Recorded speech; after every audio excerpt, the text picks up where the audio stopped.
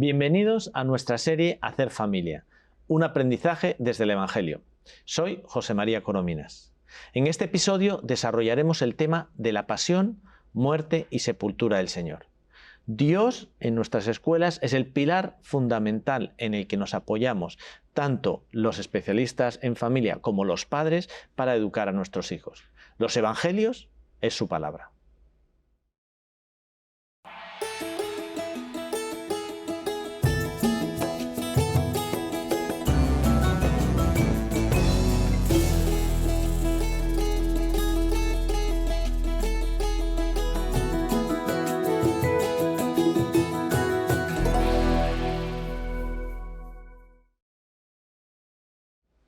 Bienvenidos nuevamente. El capítulo de hoy lo estaremos tratando y trabajando con tres expertos en educación. Paso a presentarlos. Ever Capistrano, has estudiado Ingeniería Civil por Filipinas, por lo tanto eres filipino. Has hecho el máster en Educación por el IE, estás casado y tienes 3 hijos. Correcto. Bienvenido. Gracias. Carmen Corominas, mi hermana, ha estudiado Magisterio en la Universidad de Extremadura, ha hecho el máster presencial del IE y es la directora general del IE. Estás casada, tienes 5 hijos y una nieta. Bienvenida. Gracias, José. Toni Vera, eres arquitecta, has estudiado en el TEC de Monterrey, tienes el máster en familia por el IME de Monterrey, México, y eres fundadora y directora del IE en los Estados Unidos, Houston. Estás casada y tienes 5 hijos. Gracias. Bienvenida. Gracias. Muy bien. Toni, empezamos. ¿Cómo quieres hacerlo? Pues me gustaría empezar con una cita que sucedió, pues a la hora de la agonía en el Getsemaní, ¿verdad? Cuando nuestro Señor se retira a orar, pero le dice antes a sus discípulos: velad y orad, para que no caigáis en tentación, que el espíritu está pronto, pero la carne es débil. Nos dice: velad y orad. Jesús se sacrificó por nosotros y con su sacrificio nos abrió las puertas del cielo. Pero con nuestra libertad nosotros decidiremos entrar o no entrar. Pero nos da esa recomendación porque sabe que a veces es difícil encaminarnos hacia allá o continuar el camino hasta el final, cruzar esa puerta, ¿no? Entonces por eso nos dice velad y orad. No nos dice solo orad o solo velad, dice velad y orad. En el velad está estar atentos y el luchar por quitar todo lo que se pueda poner en el camino, ¿verdad? Y por otro lado, pues pedir ayuda a nuestro Señor. Dentro de la fortaleza que se requiere para estar atento y luchar, está el resistir y el acometer. O sea, el resistir a esas cuestiones que se puedan interponer, y acometer es ir con fuerza, con empuje. Y esto es algo muy importante a la hora de las escuelas de familias, porque es importante que a los hijos los enseñemos a crecer en fortaleza, para que realmente puedan enfrentarse al sufrimiento. Porque nuestro Señor no solo nos salvó en la cruz, sino que nos enseñó a cargar nuestra propia cruz. Efectivamente, porque, por ejemplo, como has dicho, tocamos el tema de la fortaleza, pero una virtud dentro de la virtud cardinal de la fortaleza es la paciencia, ¿no? Entonces, ¿cómo enseñamos fortaleza o paciencia a los hijos? Como siempre, con el ejemplo. Entonces, nuestros hijos observan todo, con lo cual un buen ejemplo es, por ejemplo, simplemente no ponernos nerviosos, aunque podría haber muchos motivos para ponernos nerviosos. El no discutir cuando estamos cansados, porque eso es muy fácil de que caigamos en una situación más bien caliente, ¿no?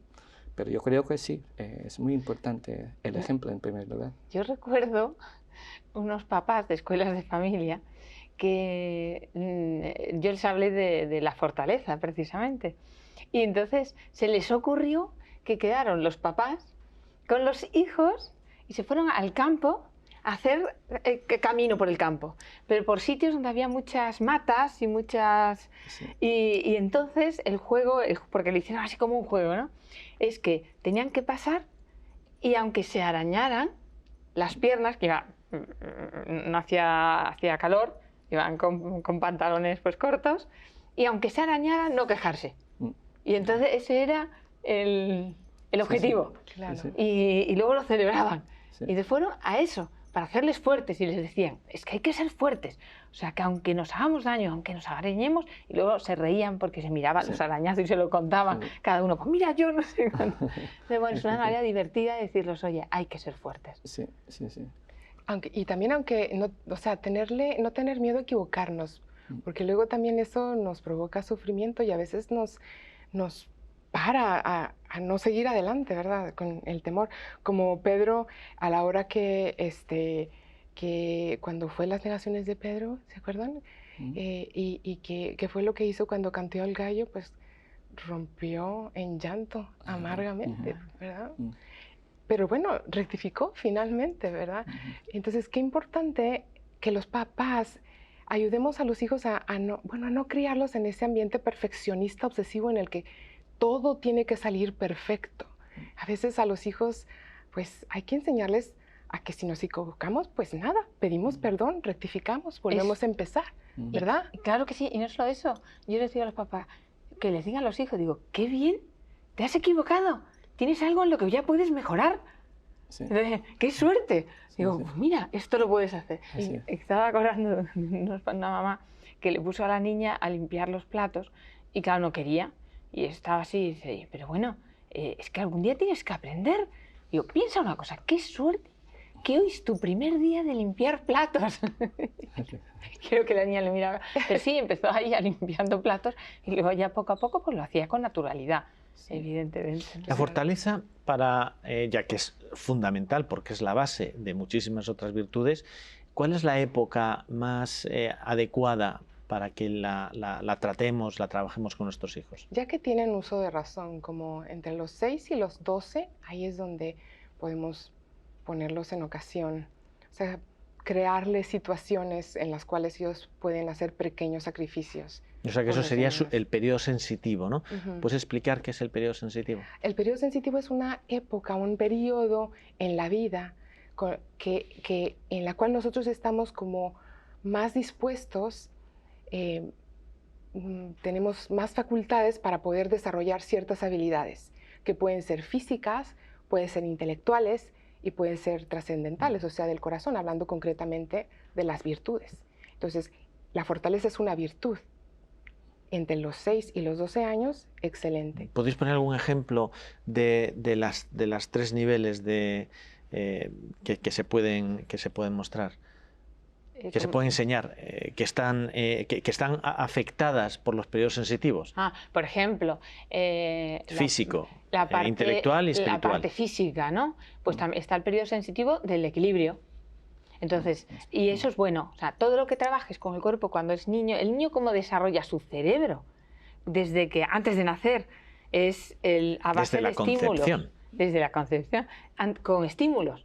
Entonces, a base de estímulos y moviéndose y a través del cuerpo va haciendo conexiones cerebrales. Cuantas más conexiones tenga, mejor funcionará su cerebro, será más facilidad para estudiar, para entender y comprender las cosas, para todo. Entonces, es muy importante que en la primera etapa, que es la parte de la estimulación temprana, trabajemos, pues por ejemplo, el equilibrio, que sería un plan de acción, que se lo digo yo muchas veces a los papás. ¿Y de qué edad es?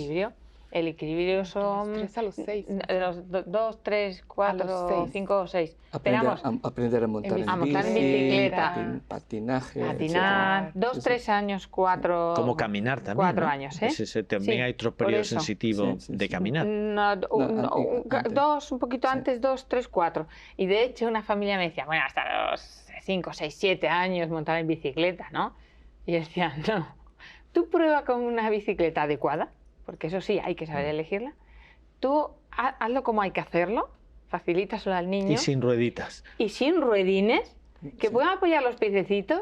Y una familia me decía, tenía 2 gemelitos, y me decía, Carmen, tienen apenas 3 años y montan los 2 en las bicicletas que corren y la gente se les queda mirando. Entonces se puede, hay que saber hacerlo. Entonces ese es físico, sí, ese es físico. Vayamos a uno intelectual. Hombre, pues por ejemplo, la memoria. pues también tiene su periodo sensitivo. La memoria tiene el periodo sensitivo a los 4, 5, 6 años. Un niño es capaz de, a base de leerle el mismo cuento, aprendérselo de memoria. Sí. Con las oraciones. Yo siempre le digo a los papás católicos, lo tenéis Sí, fácil, sí.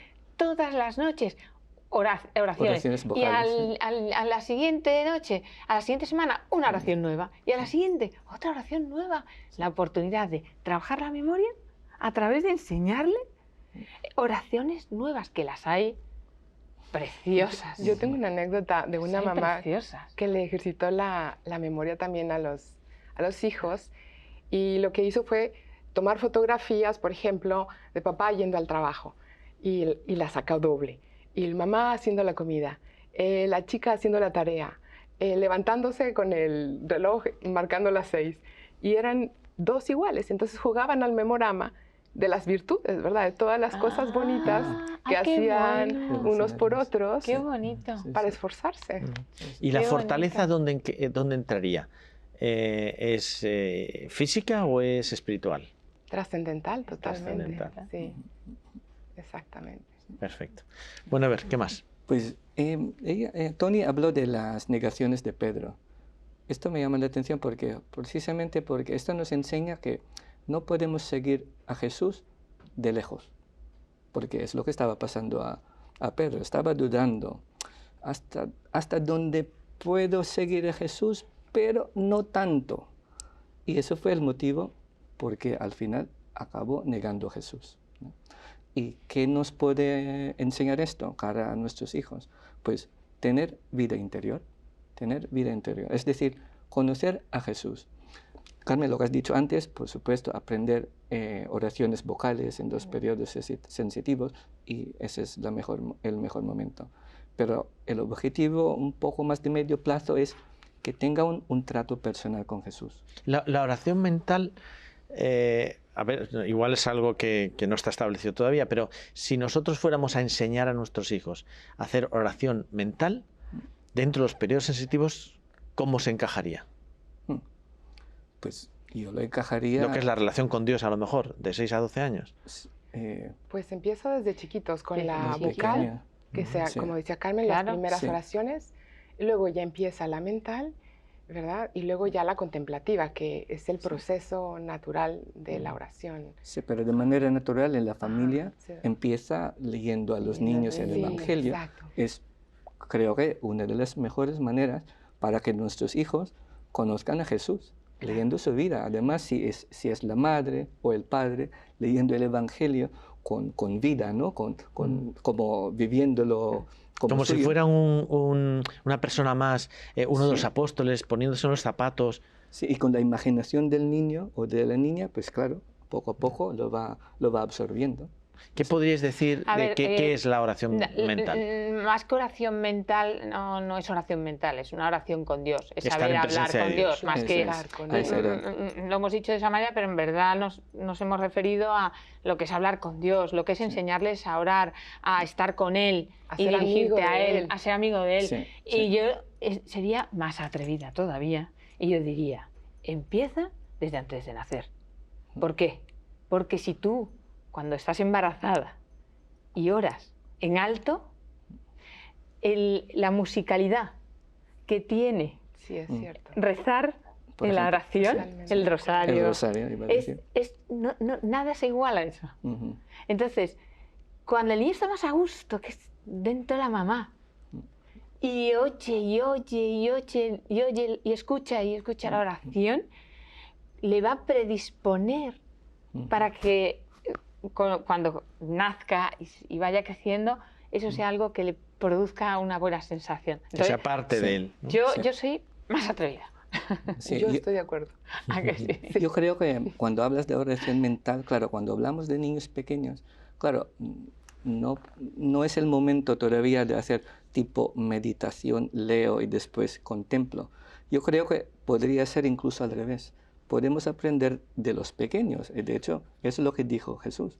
Si no sois como los pequeños, no vais a entrar en el reino de los cielos, ¿no? Quiero decir esto, es que, ¿qué hacen los niños? Pues jugar delante de su padre y se siente confiado de que mi padre me está mirando y el niño se siente seguro. Eso podemos aprender de los niños. Esa sencillez de simplemente saber que su padre le está observando y está contento simplemente viéndoles. Eso ya es contemplación para un niño. En la misma pasión del Señor, si analizamos todo el proceso, hay una comunicación, evidentemente, de Jesús Hijo con Dios Padre y Espíritu Santo en todo el proceso. En ningún momento está solo. Toda su actitud es estar acompañado, igual que la Virgen María. La Virgen María, a mí la verdad es que cuando ponen a la Virgen María llorando, sufriendo, yo pienso que no podía ser. O sea, porque ella estaba en comunicación con Jesús su Hijo y con Dios nuestro Padre y con el Espíritu Santo, y estaba en todo el proceso. Y en todo ese proceso el sufrimiento existe, pero tiene que haber una comprensión de lo que está pasando, ¿no? Me acuerdo de una anécdota de una señora que me platicó que su niño pequeño de 3 añitos, 2 años y medio, 3 añitos, pues hacía mucho berrinche. Y entonces decidió explicarle, claro, para esto ella le gustaba sentarse en las escaleras y viendo la imagen de la Virgen quedarse sentada un ratito. Y entonces el niño llegaba y le decía, ¿qué estás haciendo? Estoy platicando con la Virgen. Y entonces se sentaba al lado de ella y ya. Pero bueno, hablando de los berrinches, le dijo, bueno, mira, está bien que hagas berrinche, nada más que hay que hacerlo en el lugar adecuado. El lugar adecuado es el baño, porque mira, aquí hay papel de baño, aquí si gritas como que tú solo te puedes salir a ti mismo, la puerta está emparejadita, no molestas a nadie. Entonces, haciendo el berrinche, bueno, pues al lugar de los berrinches, ¿verdad? Vamos al berrinche. Y cuando acabes me dices que terminaste, ¿no? Y entonces el niño, pues, y al ratito dice, ya acabé. Ya sale el niño, ya puede salir. Y entonces, al pasar frente a la imagen de la Virgen, se oye, y le dice la mamá, sigue el berrinche. Y dice, no, estoy platicando con la Virgen. Pero es interesante porque todos los ejemplos que estáis hablando es los papás con el hijo con el papá o con la mamá o con la hija. Por lo tanto, volvemos a lo que tantas veces repetimos, el ejemplo. Tú quieres que tu hijo rece, que te vea rezar. Tú quieres que tu hijo se confiese, que se vea confesarte. Tú ves que tu hijo te quedas y meditas en la Eucaristía, ante la presencia de Dios, tú lo tienes que hacer. Porque a veces los padres hacemos oración de manera individual, no en presencia de nuestros hijos. O nuestras obras de piedad no las hacemos o dando la oportunidad a nuestros hijos que nos vean. Entonces es el ejemplo, todo es el ejemplo, ¿no? Conozco de una familia en que el padre por las mañanas hace un ratito de oración. Entonces el hijo pequeño, pues claro, también cuando se levanta, porque tiene que ir al colegio, pues lo ve ahí. Pues no dice nada del niño, pero sabe que todas las mañanas el padre estaba ahí en su rinconcito, tiene su sillón favorito para hacer su oración. Llega el momento en que el padre vio al hijo sentado en el mismo sillón, así quietito. Entonces es gracioso porque, como dice, acaba imitando incluso en eso. No se sabe qué estaba haciendo el niño, pero estaba imitando al padre. Bueno, a mí el tema de la confesión, yo creo que es fundamental. Nosotros en mi casa, con los 5 hijos, hemos tratado, mi mujer Gemma y yo, de que nos vean confesarnos. Yo me levantaba y me voy a confesar. Y pues desde pequeñitos se venían todos al lado mía y en fila, ¿no? Bueno, ahora que ya tienen 20, 25, etcétera, entramos en la iglesia y mi hija Belén se vuelve a mí y dice, papá, ¿me acompañas a confesar?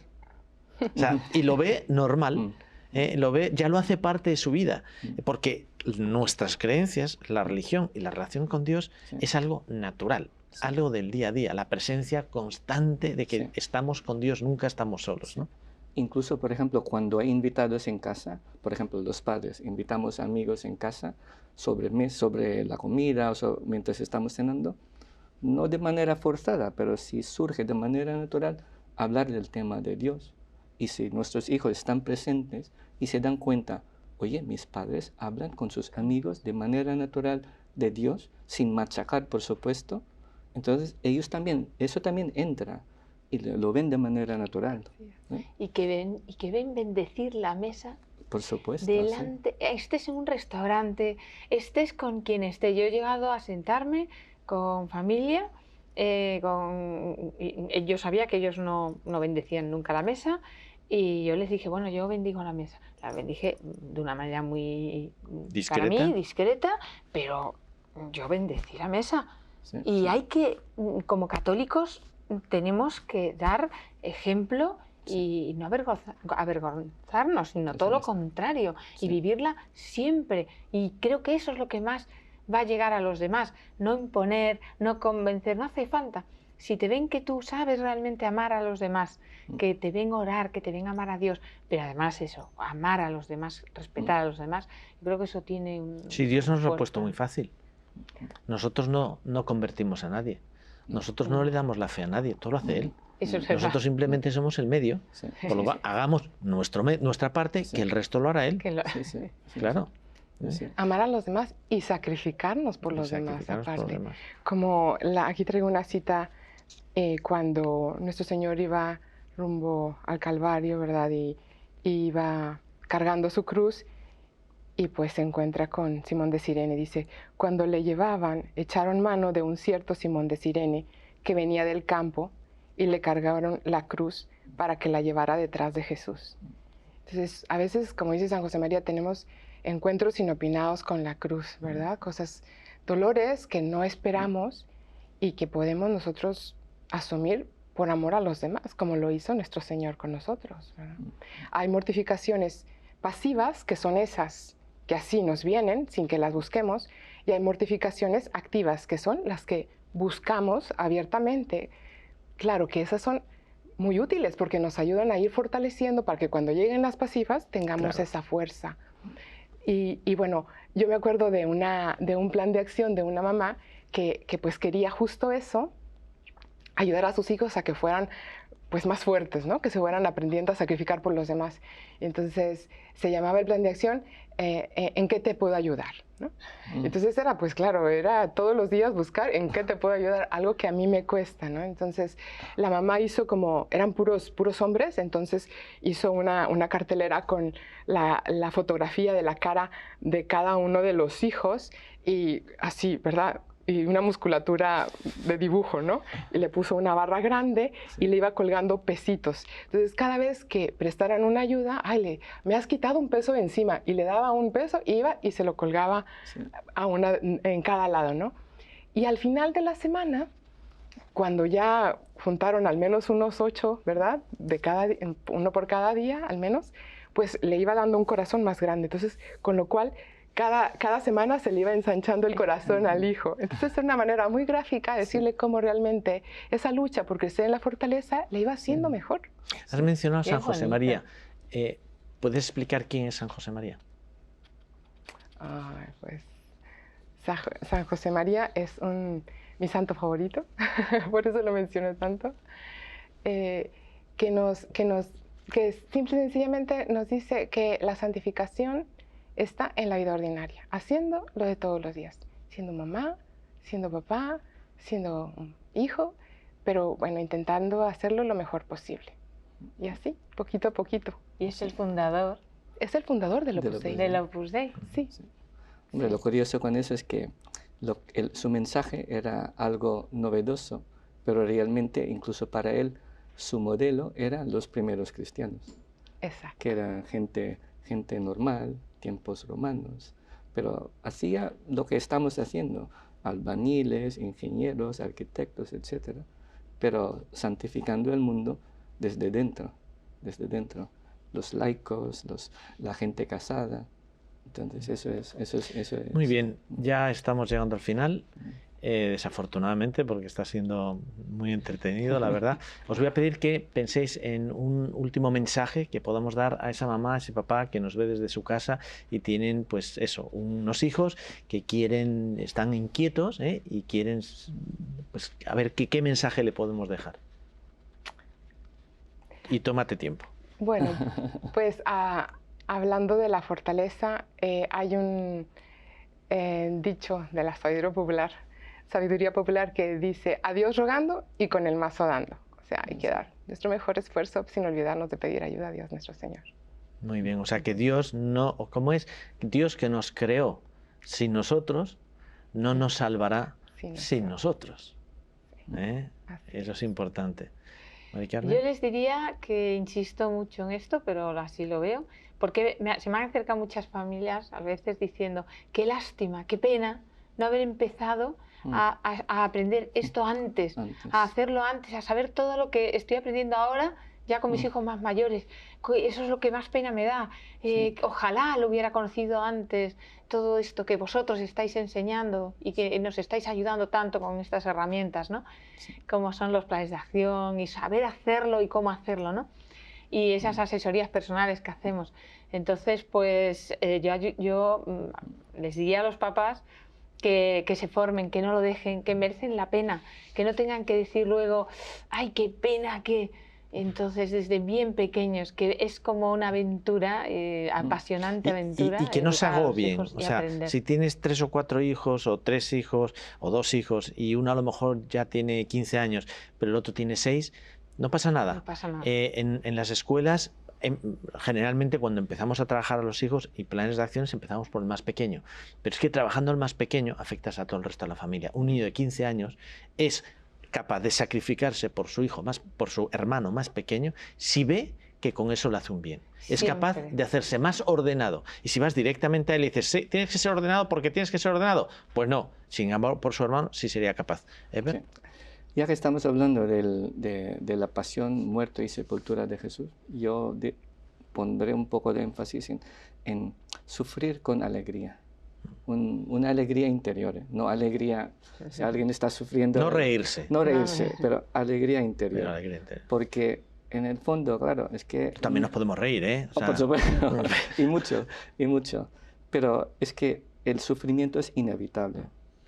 Con lo cual, sabiéndolo, lo que debemos hacer es unirlo con el sufrimiento de Jesús. A mí me gustaría ya para terminar, porque se nos ha ido el tiempo, es que cuando nos digan o nos digan, no, es que vosotros sois una religión o pensáis siempre en la cruz, en el sacrificio, pues fijarte solo en la cruz es como fijarte en una palabra amor y analizar las letras sin saber el significado. Pues fijarte en la cruz como instrumento de tortura es eso. Sin embargo, si te fijas en la cruz, en lo que significa, es amor, cariño, entrega, resurrección y perdón. Bueno, pues nada, muchísimas gracias por haber estado aquí con nosotros y a ustedes por habernos acompañado.